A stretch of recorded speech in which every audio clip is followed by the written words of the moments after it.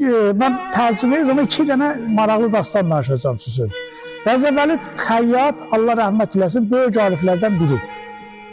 Bir nəfər nəql edirdir, bir gün mən yoldaşımın başı ağrıydı. Ne eləyirdi? Yoldaşımın başı ağrısı dayanmır. Deyir, mən xanımımla edirəm xəstəxanaya. Yolda gördüm Rəzəbəli Xəyyat da durub yolun qırağında. Xəyyat yəni dərzi, bu kişi dərzi, diş yerinə gedir. Bir maşını saxladım, xanımıma dedim ki, otur arxada, qoy bu Arifi götürüm.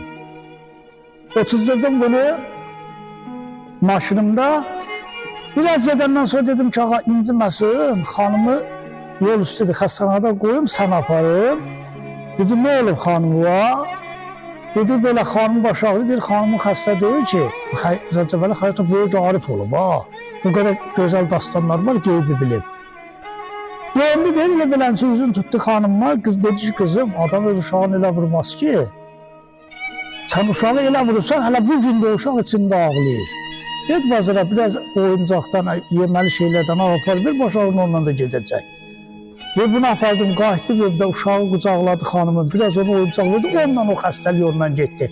Yəni biz hətta evdə uşaqlarımızı birdən çox bərk döyək, o uşaq 2 gün, 3 gün içərisində ağlayır, bunun babalı bizi tutar.